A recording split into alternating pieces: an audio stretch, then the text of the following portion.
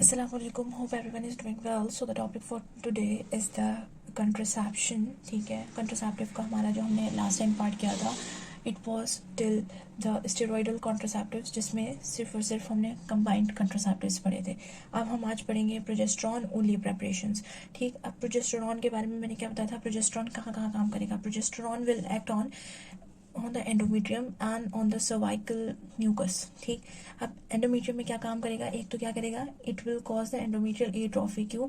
क्योंकि जब प्रोजेस्टेरोन उस पर जाएगा तो जब हमने नॉर्मल उसमें पढ़ते हैं, नॉर्मल साइकिल में पढ़ते हैं, तो एस्ट्रोजन को अपोज करने के लिए प्रोजेस्टेरोन आता है, एस्ट्रोजन प्रोलिफरेशन करवाता है और प्रोजेस्टेरोन जो है उसकी प्रोलिफरेशन को कम करवाता है.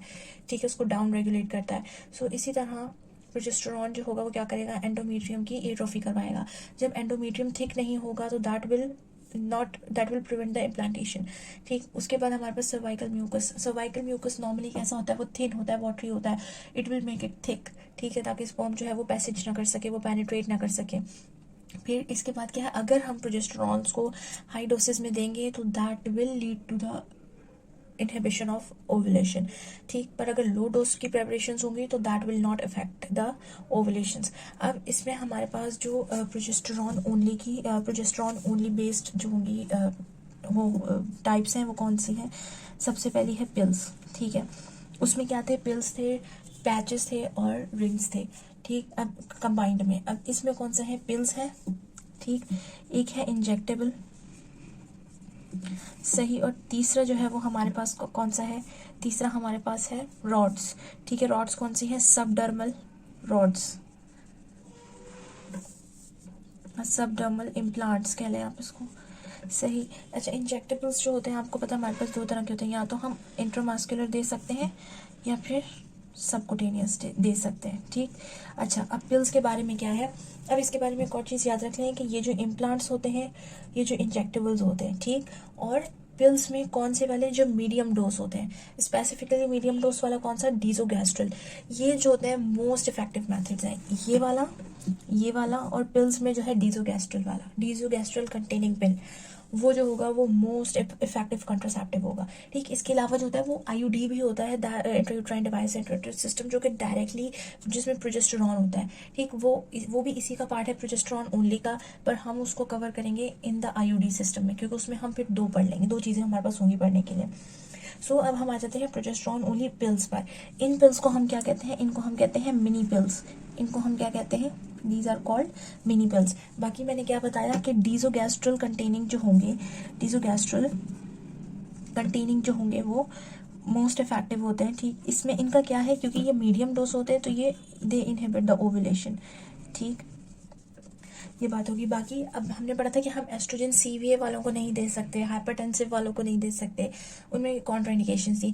इसके लिए प्रोजेस्टेरोन की जो प्रेपरेशन होती है उसके लिए कोई इस तरह की कोई कॉन्ट्राइंडिकेशन नहीं है. ये हम सीवीए वालों को भी दे सकते हैं, ओल्ड एज वालों को भी दे सकते हैं, डायबिटीज़ वालों को भी दे सकते हैं, सिकल सेल वालों को भी दे सकते हैं, ये ईजिली दे सकते हैं. पर इसके साथ प्रॉब्लम क्या होता है, इसका जो एक डिसएडवांटेजेस है इन पिल्स का, वो ये है कि एक तो इसकी जो ब्लीडिंग होगी, इसके बाद जो मेंस्ट्रुअल ब्लीडिंग होगी वो बिल्कुल अनप्रिडिक्टेबल होगी.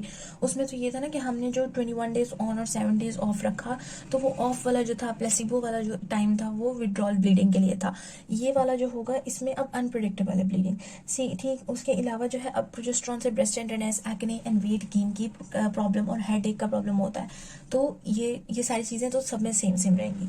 से if you have missed the pill, if the patient has missed the पिल, उसको याद नहीं रही, उसने पिल मिस कर दी, अब क्या होगा, जब याद आए तो वो ले लें pill and then condom for the next 48 hours. ठीक, और इफ़ इंटरकोर्स अकर्स तो फिर एमरजेंसी कॉन्ट्रासेप्टिव यूज़ होगा. अब उसके बाद हमारे पास आ जाते हैं इंजेक्टेबल्स. ठीक, अब हमारे पास कौन सी कैटेगरी आ गई है, इंजेक्टेबल्स. अब इंजेक्टेबल्स मैंने बोला हमारे पास दो तरह के हैं, एक है इंट्रामस्कुलर और एक है सबकुटेनियस. ठीक, अब जो इंट्रामस्कुलर है वो किस नाम से आती है, डेपो प्रोवेरा. ठीक, अच्छा, इसमें इंजेक्टेबल्स में कौन सी होती है, it's a DMPK DMPA, that is depomedroxyprogesterone acetate, depomedroxyprogesterone acetate. ये कौन सा, ये डिपोट फॉर्म में होता है, जो आहिस्ता आहिस्ता आहिस्ता आहिस्ता रिलीज होता है, ठीक। अच्छा, अब ये वाला जो होगा इंट्रामस्कुलर, ये है दोनों में DMPA ही है, ठीक है, दोनों में DMPA ही है, ठीक। पर प्रॉब्लम डिफरेंस क्या है कि इसकी डोज में प्रॉब्लम डिफरेंस है, ठीक है। ये जो इंट्रामस्कुलर होगा ये 150 mg होगा, ठीक। और जो ये सबकुटेनियस है ये स्काइला के नाम से आता है, सॉरी सियाना के नाम से, ये किसके नाम से आता है, सियाना। सो इस ये जो होता है ये 104 mg के उसमें होगा, सही, ये चीज़। और फिर इन इंजेक्शंस के बीच का जो इंटरवल है, ये जो इंजेक्टेबल्स हैं इनके बीच का इंटरवल्स जो होगा वो इंटरवल कितना होगा, 12 से 14 वीक्स इनके बीच का इंटरवल होगा, ठीक। उसके अलावा जो एक चीज़ इसके बारे में याद रखने की है, एक तो ये इसके सिम्टम्स वही सेम जो कि ये इजीली हम दे सकते हैं सब कुछ, पर इसके साथ प्रॉब्लम ये है कि ये लॉन्ग टर्म में होता है, ये बिल्कुल लास्ट ऑप्शन है हमारे पास, ठीक है। अगर हमें लॉन्ग टर्म कंट्रासेप्टिव यूज़ करवाना है, ठीक, तो उसमें भी दूसरे ऑप्शंस को हम पहले रखेंगे, इसको हम सबसे लास्ट ऑप्शन होगा लॉन्ग टर्म में भी। इसको हम 2 साल से ज़्यादा नहीं यूज़ कर सकते, क्योंकि इसके साथ प्रॉब्लम क्या देखी गई है कि फर्टिलिटी रिटर्न होता है उसमें काफ़ी टाइम लग जाता है।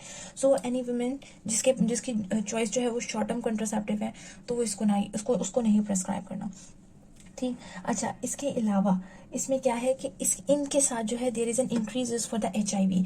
अब HIV ट्रांसमिशन, तो इसमें WHO की रिकमेंडेशन ये है कि क्योंकि इस जो वुमेन ससेप्टेबल होंगी फॉर द HIV ट्रांसमिशन, तो ये इसके बाद भी DMPA के बाद भी उनको भी कॉन्डोम यूज़ करना पड़ेगा, ठीक। सो जो DMPA के जो साइड इफ़ेक्ट्स थे उसमें एक तो ये है कि एक तो इसका वेट गेन बहुत ज़्यादा होता है, दूसरा ये कि इसके यूज़ से there is an reduction in the bone density, ठीक। जब तक वो यूज़ करेंगे बोन डेंसिटी कम होती रहेगी, बट जैसे ही उसको स्टॉप कर देंगे तो वो फिर रिटर्न बैक हो जाएगी। अब उसके बाद हमारे पास आते हैं सबडर्मल इम्प्लांट्स, ठीक। ये बहुत ईजी छोटा सा टॉपिक था। सो सबडर्मल इम्प्लांट्स में क्या है, दीज आर द रॉड्स, ठीक है। ये कौन सी होंगी, these are the progesterone rods. अब 3 नाम से आती है, तीनों में डिफरेंट प्रिपरेशंस होती है, ठीक। जो पहली हमारे पास आती है वो कौन सी होती है, नेक्सप्लानन, ठीक है। दूसरी जो होगी वो हमारे पास किस नाम से आती है, यूनिप्लांट, सही। और तीसरी आती है जिडेल, सही। नेक्स्ट प्लानन किस नाम के अंदर क्या होता है, उसमें होता है ईटोनॉर गैस्ट्रल, किस लिए है, इसमें क्या है, ईटोनॉर गैस्ट्रल, सही। And that it will provide a contraception for 3 years। फिर यूनिप्लांट के अंदर क्या है, इसके अंदर है हमारे पास नॉन गैस्ट्रॉल, ठीक। नेक्स्ट प्लानन में हमारे पास कौन सा है, ईटोनॉर गैस्ट्रल, वो 3 years के लिए प्रोवाइड करेगा, ठीक। नॉन गैस्ट्रल जो होगा वो 1 year का कंट्रासेप्शन प्रोवाइड करेगा। और जिडेल जो होगा इसके अंदर कौन सा है, लेवोनॉर गैस्ट्रल, ठीक, लेवोनॉर गैस्ट्रल, तो ये जो है 3 to 5 years का कंट्रासेप्शन प्रोवाइड करेगा, ठीक। साइड इफेक्ट्स इसके वही same, acne, weight gain, headache, breast tenderness, ये सारे, ठीक। बात इसके एडवांटेजेस क्या है, एडवांटेजेस एक तो ये भी हाईली इफेक्टिव है, लॉन्ग टर्म यूज़ के लिए इट्स अ गुड, ठीक है। इसमें क्या होगा कि जैसे ही सबडर्मल ट्यूब को हम रिमूव करेंगे, ठीक, तो जो है फर्टिलिटी रिटर्न हो जाएगा। अच्छा, इसके ये जो नेक्स्ट प्लानन है इसके अंदर थोड़ा सा बेरियम कंटेंट होता है। ये इंजेक्टेबल कहाँ पर होता है, इसको जो ये हमारे पास ह्यूमरस का मीडियल एपिकॉन्डाइल होता है, ठीक है, उससे 8 centimeter अबव रखना है, just at the junction between the epidermis and the adipose layer, ये वहाँ पर इंजेक्ट होता है, ठीक है। इंजेक्टेबल डिवाइसेस होती है, उसके थ्रू ये पूरा का पूरा रॉड जो होगा वो यहाँ पर डाल देंगे। अब इसमें क्या होता है, इसमें बार बार फॉलोअप्स की ज़रूरत नहीं है, जस्ट व्हेन ड्यू हो रिमूव करना और नया करना तो बस उसके लिए जाना होता है, या फिर if you want to remove, ये सिर्फ हमारे पास ये होती है फॉलोअप के लिए। अब ये क्या है, नेक्स्ट प्लानिंग के अंदर मैंने बताया कि थोड़ा सा जो है ना बेरियम कंटेंट होता है, इसलिए कि जो है एक्सरे के थ्रू जब रिमूवल करना हो तो उसको डिटेक्ट कर सकें, जब एक्सरे में डिटेक्ट ना हो तो अल्ट्रासाउंड प्रोब यूज़ करके उसको रिमूव किया जा सकता है, ठीक। अब जो हमारे पास आती हैं इंट्रायूट्राइन डिवाइसेस, वो हम करेंगे इंशाल्लाह नेक्स्ट टॉपिक में, नेक्स्ट वीडियो में। If you have any query please ask. Thank you.